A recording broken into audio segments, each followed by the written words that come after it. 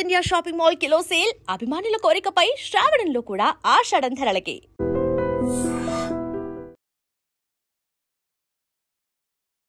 నమస్కారం, welcome to I dream. ధర్మ మార్గం విత్ విజిత కార్యక్రమానికి స్వాగతం.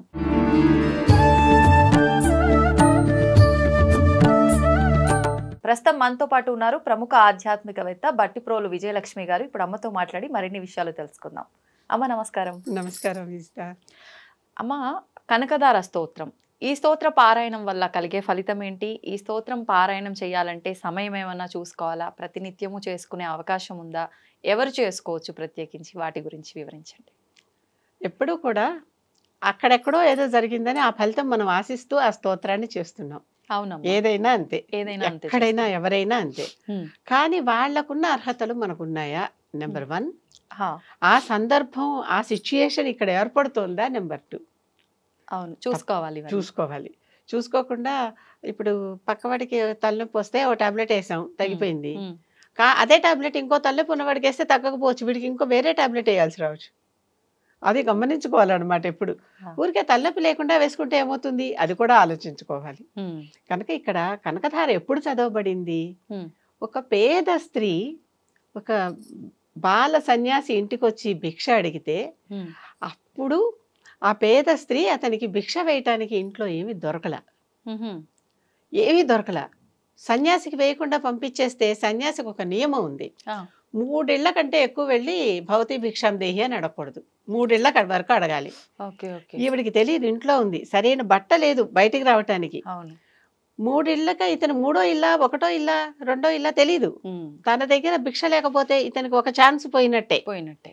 ఏదో ఒకటి ఇవ్వకుండా చిన్న పిల్లాడే పాపం ఆకలికి ఆగలేడో ఏమిటో, నేను ఇలా పంపించేస్తున్నాను అని బాధేసింది ఆవిడికి. ఇల్లంతా వెతికితే ఇంట్లో ఉసిరి చెట్టు ఉంది, ఆ ఉసిరికాయలు ఏవో కొన్ని ఇంట్లో కూడా ఉన్నాయి. ఒకే ఒక్క ఉసిరికాయ, అది ఎండిపోయిన స్థితిలో దొరికింది ఆవిడికి.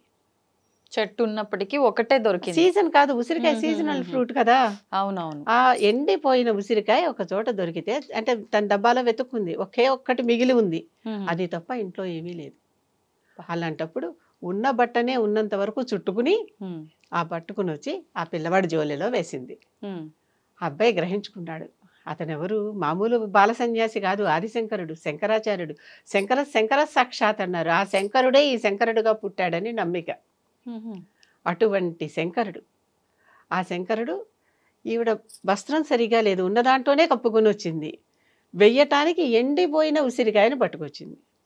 అంటే ఇది తప్ప ఇంట్లో ఇంకేమీ లేని స్థితి, అది గ్రహించుకున్నాడు. అటువంటి పేద స్థితిలో ఈవిడ ఉన్నదే, పాపం ఈవిడికి ఏంటి కర్మ, అలా ఉండి కూడా ఏదో ఒకటి పట్టుకొచ్చి నాకు వెయ్యాలన్న తపన పడిందే, గ్రహించుకున్నాడు. అప్పుడు ఈ పిల్లవాడు, దరిద్రాన్ని దూరం చేసేదెవరు? మహాలక్ష్మి అమ్మవారు. ఆవిడికి ధ్యానం చేయాలని కూర్చున్నాడు. ఏ పూజ అయినా ముందర గణపతి ప్రార్థన లేనిదే జరగదు కదా. ఒక శ్లోకం గణపతి మీద చెప్పి, నైనా విఘ్నాలు రానికు నా పని కాని అని మొక్కుకున్నాడు. తర్వాత అమ్మవారికి స్తోత్రం చేశాడు. కనకధార స్తోత్రం అందరికీ చాలా మందికే వచ్చు. ఆ కనకధార చేశాడు. కనకధార స్తవం ఎందుకయింది? అది అమ్మవారిని ఆయన స్తుతిస్తూ, శ్లోకాల మీద శ్లోకాలు, అంటే నిన్ను వదిలిపెట్టను, నాకు ఏదన్నా ఇస్తే దాకా అన్నట్లుగా అనమాట. బాలుడు కదా, మొండివాడు. పైగా ఎవరి కోసం చేస్తున్నాడు? తన కోసం కాదు, ఈ పేద స్త్రీ కోసం చేస్తున్నాడు. ఎవరైనా కూడా వారి కోసం వారు పూజలు చేసుకుంటే తక్కువ ఫలితం, ఎవరైనా మన కోసం పూజలు చేస్తే ఎక్కువ ఫలితం. అలాంటి వాళ్ళు ఎవరున్నారమ్మా? ఉండాలి అని చెప్తోంది శాస్త్రం. అర్థమైందా? దాని నుంచి మనం ఏం కోరుకుంటున్నాం, మనం అలా ఉన్నామా అని ముందర ప్రశ్న వేశాను నేను. అవును. నిస్వార్థంగా తనకి ఏమీ లేకుండా పోయినా, తనకు జోలలో ఒక ఉసిరికాయ ఉంది, ఎండిపోయింది అంతే. ఆవిడ కోసం ఈయన ప్రార్థన చేశాడు అమ్మవారిని. మామూలుగా అయితే ప్రస్తుతం రోజుల్లో అలా ఒక ఎండిపోయిన ఉసిరికాయ పక్కన పెట్టండి, ఏదైనా కాస్త పదార్థం అటు ఇటుగా ఉన్నట్టుగా వాళ్ళు భావించినప్పటికీ, ఈ మాత్రం దానికైనా ఇంత హడావిడి చేసింది అన్నట్టుగా తిట్టుకొని పోయే వాళ్ళు కూడా ఉంటారు, భిక్ష తీసుకున్న వాళ్ళు కూడా. కరెక్టే. అపాత్ర దానం అనేది మహాపాపం, అది చెయ్యకూడదు. అపాత్రదానం మేము చాలా వరకు, ఒకసారి రగ్గులు ఇంట్లో ఉండిపోతే, మంచి రగ్గే తీసుకెళ్లి రోడ్డు మీద పడుకున్న బిచ్చగాడికి తీసుకెళ్లి ఇచ్చాను.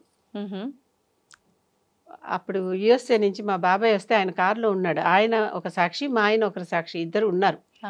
కప్పితే వాడు వెంటనే ఉండమ్మా అని అంటే, ఉండంటే థ్యాంక్స్ చెప్తాడేమో అని నేను అనుకుంటున్నా. నేనేం ఆశించని కూడా లేదు. వెంటనే ఆ దుప్పటంతా తీసేసరే, చిరుగులేం లేవులే వెళ్ళు అన్నాడు. ఉలెన్ రంగు. అర్థమైందా? అర్థమైంది. ఏమీ లేకుండా అవసరం ఫుట్పాత్ మీద ఉన్నవాడైతే పడుకున్నటువంటి వాడు. ఇది లక్డీ కపూల్ చౌరస్తా దగ్గర జరిగింది. అక్కడ ఇటువైపు ఖాదీ బండార్లు ఉంటాయి, అక్కడ జరిగింది. ఓకే. ఎట్లా అంటే అందుకనే చూసేవాడికి నిజంగానే ఆ అర్హత ఉందా లేదా పుచ్చుకునేవాడికి అవును. అని చూసి ఇవ్వాలి. ఉమ్. లేకపోతే అపాత్ర దానం కూడా పాపమే. ఎవరంటే వాళ్ళకి ఇవ్వకూడదు, ఉమ్. ఏదంటే అది ఇవ్వకూడదు. అన్నం పెట్టచ్చు ఎవరికైనా. ఉమ్. అన్నం ఎవరికి ఆకలి కొన్న వాడికి అన్నం పెట్టచ్చు. కడుపు నిండిన వాడికి కూడా అన్నం పెడితే పాపమే, హా. పారేసిపోతాడు. దాని విలువ తెలియదు. విలువ తెలియదు.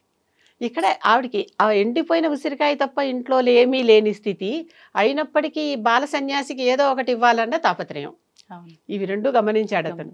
గమనించి అప్పుడు చదివితే ఎలాంటి స్థితిలో ఆవిడుంది. అందుకని ఈవిడ పాపం తీసేయమ్మా, ఆవిడకి ఏదన్నా బోల్డ్ కర్మ వెనకాల ప్రారంధం ఉందనుకో, చెప్తాడు ఆ శ్లోకాల్లో ఇవన్నీ. ఆ ప్రారంధం ఉన్నా మరి నువ్వు ఉన్నావు కదా తల్లివి, అవన్నీ తొలగించేసి ముందర ఇప్పుడు ఆవిడకి ప్రస్తుతం ఆవిడకి అవసరం. ప్రారంధం కావాలంటే ఇంకొకసారి ఎప్పుడన్నా చూసుకుందాం. ముందర ప్రస్తుతం అవసరం ఏంటి? కనీస అవసరాలకు కూడా ఇబ్బంది పడాల్సిన పరిస్థితిలో ఉంది. ఒంటి మీద బట్ట లేదు, ఇంట్లో తిండి లేదు, రోటీ కపడా మకాన్ అన్నాం కదా. కనీసం తినడానికి లేకపోతే అడుక్కోనైనా తినొచ్చేమో గానీ వస్త్రమే లేకపోతే ఏంటమ్మా బయటకు పరిస్థితి? కూడా రాలేరు కదా. అటువంటి పరిస్థితిలో దీన స్థితిలో ఈవిడ ఉన్నది, ఈవిడికి సహాయం చెయ్యి అని అడిగాడు ఆయన. ఉమ్. ఈ బాలుడు ఎంత నిస్వార్థంగా, ఎటువంటి స్వార్థం లేకుండా, నా కోసమే అనేటటువంటి భావన లేకుండా ఎలా చేసిందో అతను అమ్మవారు గమనించింది. ఉమ్. గమనించి అమ్మవారు అప్పుడు ఏం చెప్పింది, చక్కగా ఉసిరికాయల వర్షం కురిపించింది. అవి బంగారు ఉసిరికాయలు. ఉమ్. ఉసిరికాయలే ఎందుకు కురిపించాలి? ఆవిడిచ్చింది ఉసిరికాయ, ఏది ఇస్తే అదే వస్తుంది. అవును. ఏ కొబ్బరికాయలో కురిపించదా, పెద్దవి కదా బాగా చక్కగా బోల్డ్ వస్తాయని. హా. ఏదొస్తే అదే అని. కనుక మనం ఏది ఇచ్చాము? ఉసిరికాయ ఇచ్చాం కనుక ఉసిరికాయ వచ్చింది. ఓకే. అంటే మనం ఇక్కడ ఏది మంచి ఇస్తే మంచి, చెడు ఇస్తే చెడు చెడు. ఇస్తే చెడు అనేది ఇక్కడ అర్థమైపోతుంది. రాయిని విసిరేసి కొడితే వచ్చి మనకే తగులుతోంది అంటున్నావా? ఖచ్చితంగా. అంతే, ఇట్స్ ఆల్. ఇక్కడ మళ్ళీ న్యూటన్ గారు వస్తారనమాట. అర్థమైందా? ఉసిరికాయల వర్షం కురిపించింది ఆవిడ. ఓకే. ఎంత అంటే ఆవిడ చాలా తనని ఎంత పొగిడాడంటే, నువ్వు ఫలానా శ్రీనివాసుడు భార్యవి, నీ దగ్గర డబ్బుకు లోటే ఉంది చెప్పు, నువ్వు ఫలానా రత్నాకరుడి కూతురివి, నీ దగ్గర డబ్బుకు లోటే ఉంది నువ్వు అనుకుంటే అయిపోతుంది, కాస్త ఇవ్వమ్మా బుజ్జగించి అని చక్కగా మహా పొగిడాడు.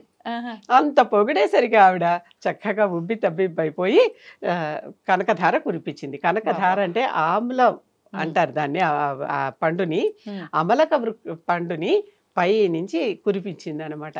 ఇప్పుడు అంటే ఏదైతే మనం ఈ లాలించినట్టుగా మీరు చెప్పినవి ఉన్నాయో, ఈ స్తోత్రం అంతా కూడా అలా అమ్మవారి వర్ణన ఉంటుందమ్మా? అవును. అమ్మ నువ్వు అంత గొప్పదానివి, ఇంత గొప్పదానివి, నువ్వు అది చేయగలవు, ఇది చేయగలవు, పాపం ఈ పేదరాలు ఈవిడది ఏముందిలే, కొంచెం ఈ కొద్దిగా నువ్వు నీ చేత్తో ఇలా దుడిచైపోతుంది అని ఇట్లాంటివన్నీ చెప్పాడనమాట. ఎంత బాగా మంచిగా చెప్పాడు. ఇంప్రెస్ చేసేసారు. బాగా ఇంప్రెస్ చేశాడు. చేశాక ఉసిరికాయలు కురిసినాయి కదా, కొంచెం కాదు ఇబ్బడి ముబ్బడిగా కురిసాయి. ఈ పిల్లవాడు ఒక్కటి తీసుకోలే, అవన్నీ చక్కగా అమ్మ ఇవన్నీ నీకోసమే తల్లి, నువ్వు తీసుకో అన్నాడు ఆవిడ. వీడు మళ్ళీ జోలిలో ఎండిపోయిన ఉసిరికాయతోనే వెళ్ళిపోయాడు. అంటే తన కోసం కాదు, అవసరం కోసం, అవతల వాళ్ళ అవసరాన్ని గ్రహించి వాళ్ళ కోసం చేసినటువంటి ప్రార్థన. అంటే దీన్ని బట్టి మనం ఇంకొకటి కూడా అర్థం చేసుకోవచ్చేమమ్మా, మనకి ఎంత కర్మ ఉన్నప్పటికీ మనం ప్రస్తుతం ఆచరించే కొన్ని ధర్మ మార్గమైన పనుల వల్ల కొన్ని తప్పించుకోకపోయినా కాస్త పక్కన పెట్టి ముందుకు వెళ్ళొచ్చేమో. అవునమ్మా, ఇప్పుడు బ్యాంకులో మీకు కొంత అప్పు ఉంది, కొంత డబ్బు ఉంది, కానీ ఈ డబ్బు ఆ అప్పుని తీర్చదు, మనమే డ్రా చేసి దీంట్లో కడతాం మళ్ళీ. అంతే. అవునా? అవును. కనుక అక్కడి నుంచి కొంచెం తీసి ఇక్కడ ఇవ్వమ్మా అని అడుగుతున్నాడు. ఎంతో కొంత మన వెనకాల పాపం బ్యాంకు, పుణ్యం బ్యాంకు రెండు ఉన్నాయి, ఉంటుంది. ప్రారంభం మూట కూడా ఉంది.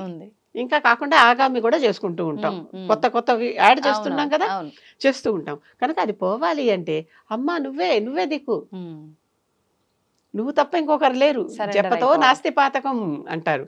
జపం చేస్తుంటే పాతకం పోతుంది. ఎన్నిసార్లు చేసుకోవచ్చు అంటారమ్మా ఇది? ప్రతినిత్యం చేసుకోవచ్చు? మనకి మళ్ళీ అంత ఆర్తి, అంత అవసరం, అంత అవసరం, అంత ఇందాక మీరు స్టార్టింగ్ లోనే అన్నట్టు వాళ్ళు చేశారు, వాళ్ళకి వచ్చింది, ఆ పరిస్థితుల్లో మనం చేస్తే వస్తుంది అనే భావన కాకుండా అవసరం ఉందా లేదా, అంత ప్యూరిటీతో మీరు ఉన్నారా, నిస్వార్థంగా చేస్తున్నటువంటి స్థితి ఉన్నదా, అంత చక్కగా మెచ్చుకోలుగా అన్ని ఆయన మాటలే మనం చెప్పిన, మళ్ళీ మన భావంతో భావస్ఫూరకంగా పలకాలి కదా. అవునవును. ఆ పదాలనే మనం భావస్ఫూరకంగా పలకాలి కదా. ఉమ్, కనుక ఆ రకంగా మనం పలుకుతున్నామా లేదా, ఉమ్, ఆ రకంగా అమ్మవారిని ప్రసన్న చేసుకుంటూ ఎదుర్కొంటే అమ్మవారు నిజంగానే కూర్చుని ఉందని తన్మయత్వంతో, అమ్మా నువ్వు ఇంత బాగున్నావు, ఇంత మంచిదానివి, ఇంత గొప్పదానివి, నీకు నీకు లేని సిరి సంపద అని పొగుడుతున్నామా. ఉమ్.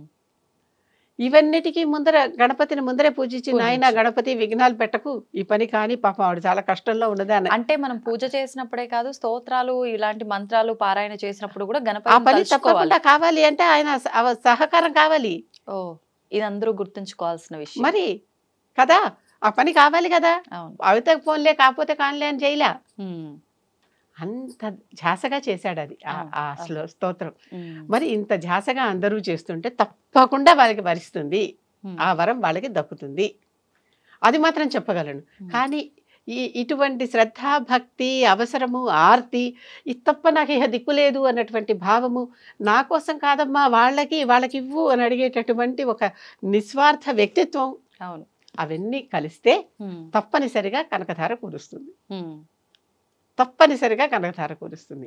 కాలడీలో వచ్చిన కనకధార ఉందే, అక్కడ ఆ ఇల్లు ఉంటుంది, ఇప్పటికీ మనం వెళ్ళి చూడొచ్చు. ఉమ్, ఇంట్లోకి మనం వెళ్ళలేము, ఎందుకంటే ప్రతి వాళ్ళు ఇంట్లోకి వెళ్తుంటే వాళ్ళకి డిస్టర్బెన్స్ కదా, ప్రతి అవును. యాత్రికుడు వెళ్తుంటే.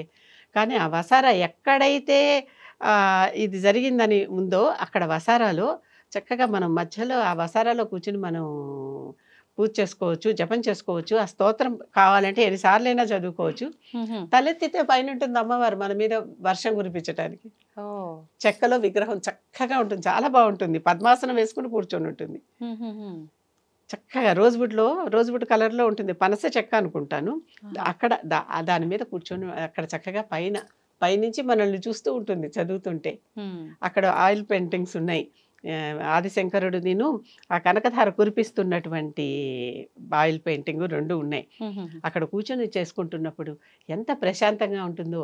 కొన్ని వందలేళ్ళు అయిపోయాయి కదమ్మా, కనుక ఆ చెట్టు అయితే ఇప్పుడు లేదు, ఉమ్, ఆనాటి ఉసిరి చెట్టు లేదు. ఓకే. కానీ వాళ్ళ ఇంట్లో ఇంకా ఉసిరికాయలు ఉన్నాయి, వాళ్ళ ఇంట్లో ఇప్పటికీ కూడా ఆ వైభోగం ఉన్నది అనేది చెప్పుకుంటున్నటువంటి మాట బయట.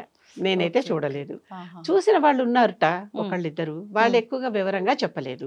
ఓకే. రెండవది, ఆ ఉసిరికాయ ఇదేనని ఒక పటం పెట్టిన వాళ్ళు కూడా ఉన్నారు. కానీ ఆ ఉసిరికాయ మనం ఇప్పుడు చూస్తున్న ఉసిరికాయలా ఉండదు, ఆ, అది మరి వేరే, ఆ రూపమే వేరేగా ఉంది. మరి ఓకే. ఆవిడ ఉసిరికాయలే కురిపించింది. ఆహాహా. ఎందుకంటే ఉసిరికాయ ఏదేస్తే అది ఇస్తామని చెప్పారు అవును, కదా, అవును. అదే వస్తుంది. అందుకని ఉమ్, కనుక ఉసిరికాయలు బాగా కురిసినటువంటి ప్రదేశం అది. ఉమ్, అక్కడ ఒక గుమ్మం బయట గేటు దగ్గర ఒక యక్షుడు బొమ్మ, ఉమ్, ఇప్పుడు బుద్ధిస్ట్ బొమ్మలు ఒక యక్షుడు బొమ్మ నవ్వుతున్నట్లుగా ఉంటే కుబేరుడు అంటారు చూడండి, అవును, అవును. మరి ఆనాటి పాతది అది అక్కడ ఉంది. ఒక బొమ్మ ఉంటుంది ఆ గేటు మీద, ఆహా. అంటే గోడ మీద, ఓకే. గేటు కట్టి ఇటు స్తంభాల్లాగా ఉంటాయి అవును, కదా, దాని మీద ఆ యక్షుడు కూర్చొని చక్కగా నవ్వుతూ ఉంటాడు. అంటే ఇక్కడ ఏదో కుబేర స్థానం అని తెలిసేలాగా. ఓ, అంటే ఇదంతా కూడా లక్ష్మీప్రదమైన ప్రాంతం లక్ష్మీప్రదమైన ప్రాంతం. 30 కిలోమీటర్లు ఉంటుంది కాలడికిను ఈ ప్రదేశానికి. దీన్ని స్వర్ణోత్తుమనానో పొన్నోర్కొత్తుమనా అని అంటారు ఆ ప్లేస్ని. అక్కడ అంత దూరంలో ఉంటుంది. అంటే ఈ బాలకుడు 30 కిలోమీటర్లు నడిచి అక్కడికి వెళ్ళి భిక్ష అడిగాడు. బాబా. కొంతమందికి భిక్ష వేస్తే ఎంత పుణ్యమో చూడండి, అవును, కొంతమందికి భిక్ష వేస్తే ఎంత పాపమో చూడండి. అవును, రెండు ఉన్నాయి. రెండు ఉన్నాయి.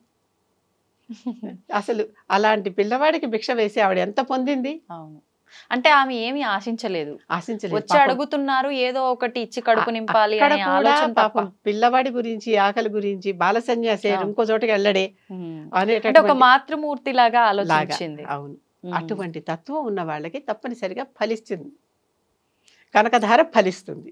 ధన్యవాదాలమ్మా. నమస్కారం.